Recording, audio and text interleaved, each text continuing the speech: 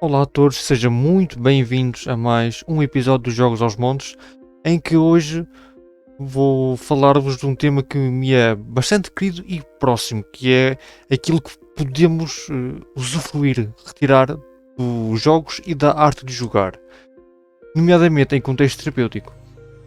Como já podemos ver em vídeos anteriores e na playlist de Aprender Com, podemos descartar por completo a noção, a ideia de que os jogos são uma perda de tempo e são apenas um entretém para que a malta mais nova esteja entretida enquanto os adultos fazem suas coisas.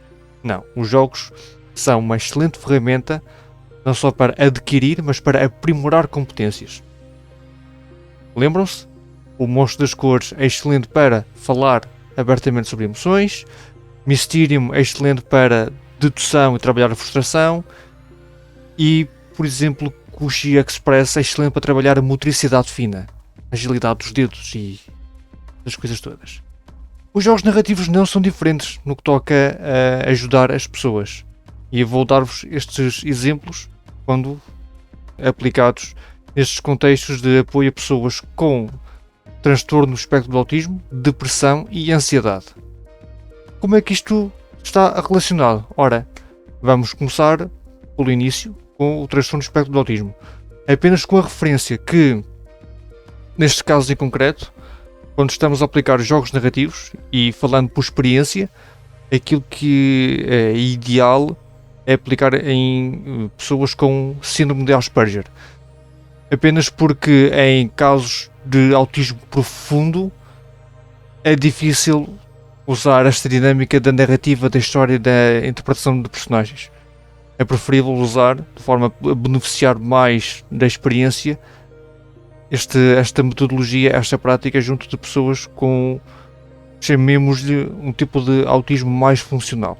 Mas pronto, no que ao síndrome de Asperger diz respeito, estamos a falar de pessoas que são muito inteligentes, mas que têm grande dificuldade em interagir com outras pessoas, nomeadamente com os pares, uma vez que, por norma, as pessoas com transtorno do espectro do autismo, nomeadamente Asperger, sentem-se mais confortável com pessoas mais velhas, mais maduras. E há toda uma série de nuances que são características. Não conseguem, ou têm grande dificuldade em olhar as pessoas olhos nos olhos, têm uma grande dificuldade em respeitar a sua vez no que toca a falar, a participar de uma conversa, e são muito vocais nos seus interesses, e com base nisso têm grande dificuldade em perceber se estão a mais ou a desviar o assunto, ou toda uma outra série de inconvenientes e constrangimentos sociais. Ora bem, como é que nós podemos trabalhar isto usando os jogos narrativos? Por norma, existe este estereótipo, chamemos-lhe assim por questões de brevidade, que as pessoas com transtorno do espectro do autismo vivem num mundo à parte, num mundo que é só deles. E a partir do momento em que nós introduzimos na equação um jogo narrativo, independentemente do tipo de jogo que é, independentemente do tipo de premissa, do tipo de aventura, estamos precisamente a entrar nesse domínio, num mundo à parte, num mundo que é nosso. Ao juntarmos as duas variáveis, estamos a fazer uma ponte, em que aquilo que está à mesa não somos nós como pessoas, não é o Daniel, não é a Maria, o Henrique, o João. Não, são as nossas personagens. São as personas, são os papéis que nós vamos vestir durante aquelas horas de sessão. E são personagens / pessoas com os seus próprios interesses, qualidades, ambições e tudo o resto. Ou seja, são pessoas para todos os efeitos. E é através dessas novas personas, dessas pessoas, que nós vamos interagindo com o universo de jogo, com o mundo. E é neste preciso contexto de um ambiente seguro, de imaginação partilhada, em que tudo o que está a acontecer está na imaginação coletiva, no espaço de imaginação coletiva, todos estão à volta da mesa, que nós vamos trabalhando estas nuances, porque à medida que nós vamos explorando o universo de jogo, vamos lidando com outras personagens, com outras personalidades, que também elas têm as suas ambições, os seus interesses, os seus feitios. Umas são mais simpáticas, outras são propositadamente ofensivas e hostis. E aqui e dependendo do caso, dependendo daquilo que se pretende, o mestre de jogo tem liberdade para introduzir toda uma série de cenários propícios para estimular de forma mais correta o paciente em questão, e temos então aqui um mote para testar uma e outra vez toda uma série de competências que podem vir a ser trabalhadas e aplicadas no mundo real. Porquê? E porquê é que as pessoas com transtorno do espectro do autismo têm tanta facilidade com isto? Porque para elas é muito fácil vestir a pele de uma outra personagem. É muito mais fácil para elas assumir estas nuances da ficção e da imaginação partilhada. Portanto, quando elas entram no jogo, investem-se mesmo. E depois, sem se aperceberem, as várias nuances que vão trabalhando acabam por ser interiorizadas também e aplicadas na vida real. Vou dar-vos um exemplo de um caso que eu acompanhei, em que, lá está, havia esta dificuldade de contacto visual. Assim que nós nos sentámos à mesa para começar a nossa sessão, imediatamente, assim que eu comecei a narrar a história, a descrever o que se passava à volta, não só houve uma mudança de postura, como imediatamente me olhou nos olhos. Porquê? Mudança de postura porque não era ele, era a sua personagem. E precisamente a mesma razão pela qual começou a olhar para mim sempre que eu iniciava um diálogo através de uma outra personagem que eu estava a interpretar para interagir com os jogadores. Porque não era ele como pessoa, era ele a personagem que estava a olhar para mim porque eu estava a interpretar uma outra personagem. E isto então abre-nos as portas para um leque imenso de possibilidades que nós podemos aprimorar nesta questão de tentativa e erro num ambiente seguro e saudável. Porque mesmo que as coisas corram muito mal, as repercussões irão restringir-se às personagens à mesa. Tudo muito bem que podem mexer connosco emocionalmente, mas isso é apenas parte do nosso processo evolutivo e adaptativo enquanto pessoas, enquanto seres humanos detentores de emoções. E é preferível que se aprendam com os erros neste contexto do que na vida real com repercussões em escalas variáveis, e algumas delas graves. Relativamente às outras condições de que referi, vamos começar pela depressão. Ora bem, uma forma de descrever a depressão é como uma sensação infinita e profunda de tristeza, ou se quisermos ser mais concretos, a ausência de felicidade e de propósito. A partir do momento em que nós pegamos nessa pessoa e conseguimos o grande passo, a grande vitória de a convencer a estar numa mesa de jogo, vamos começar a trabalhar essas questões dos valores, das ideologias, até porque um dos elementos que despoleta todos os sinais e sintomas da depressão é a ausência de propósito, a ausência de uma sensação de pertença, por força da pressão dos pares e toda uma série de questões, e uma própria desapreciação da própria pessoa. Apenas para enumerar alguns aspectos.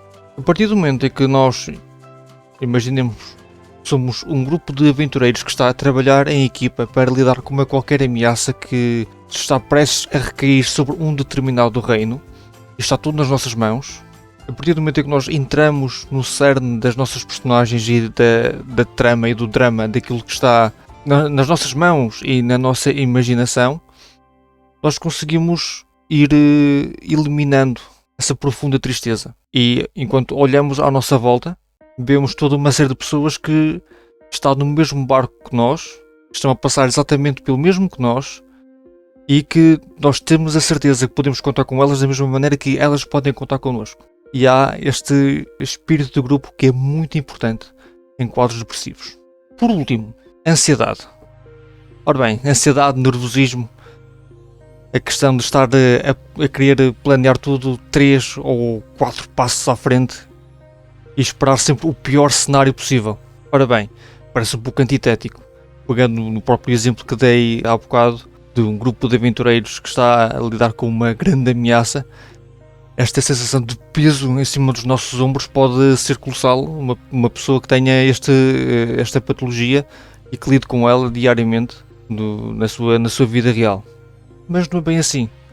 Podemos usar a mesma analogia e o mesmo termo de comparação que usei no exemplo da depressão, porque é precisamente isso que acontece. Tudo muito bem que podemos estar nervosos, podemos estar ansiosos. Tudo muito bem que às vezes está tudo nas mãos dos dados e as coisas podem correr muito mal. Mas é um ambiente controlado. E se nós conseguirmos lidar com esta questão de estar nervoso em lidar com um dragão lendário, quando está tudo nas nossas mãos e pode falhar de forma colossal, e se nós conseguirmos superar esse grande desafio, podemos interiorizar esta premissa de eu lidei com um dragão. Se eu conseguir fazer isto, então tudo o resto é insignificante. E são estas pequenas nuances, estas pequenas coisas que se vão trabalhando. E é um dos outros elementos que tem um grande destaque nisto que se trabalha aqui. Porque, uma vez mais, uma das grandes importâncias, uma das grandes valências na implementação de jogos narrativos, prende-se esta questão do espírito do grupo. Em que estamos todos para o mesmo, estamos todos uns para os outros, e tanto as nossas personagens como nós jogadores, estamos a trabalhar em conjunto, em equipa, e somos tão fortes quanto o elo mais fraco. Com a ressalva de que todos nós somos diferentes, todos nós somos bons numas coisas, menos bons noutras, e tudo no fim se complementa. De forma resumida, pegando no transtorno do espectro do autismo, estamos a pegar na premissa de vivermos num mundo à parte para podermos alcançar a outra pessoa e colocá-la numa série de cenários, um ambiente seguro, para que possa praticar toda uma série de nuances sociais a nível do diálogo, a nível de interação, a nível do olhar, a nível do comportamento, para que no seu cotidiano não passe por momentos constrangedores. Em quadros depressivos, introduzir a pessoa num grupo saudável em que haja uma interajuda constante, uma sensação de pertença, de mérito e de valor próprio.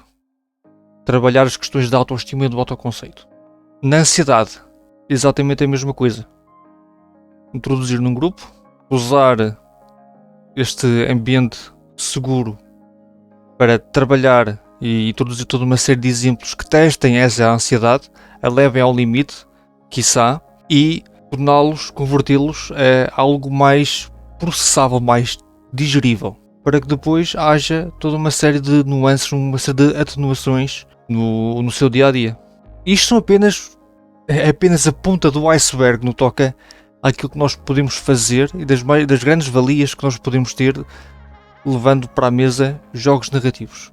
E desmistificando esta ideia de que são apenas jogos, são apenas um entertainment, uma perda de tempo para que a malta esteja entretida. Não. Estamos em pleno século XXI, os jogos vieram para ficar, independentemente do seu domínio. Há que simplesmente que, mais do que aceitar e nos conformarmos com isto, parar e pensar: o que é que eu posso fazer para tornar isto mais interessante? E já que o meu filho, o meu vizinho, o meu aluno gosta tanto destes jogos, o que é que eu posso fazer para garantir que ele aprenda alguma coisa com isto? Há muitas dinâmicas, há muitas brincadeiras que se pode fazer em contexto de sala de aula. Mas tenham calma, cada coisa ao seu tempo, e podem ter certeza que irei abordar estes tópicos em muitos mais vídeos. Estejam atentos, partilhem as vossas opiniões aqui nos comentários e vemo-nos muito em breve.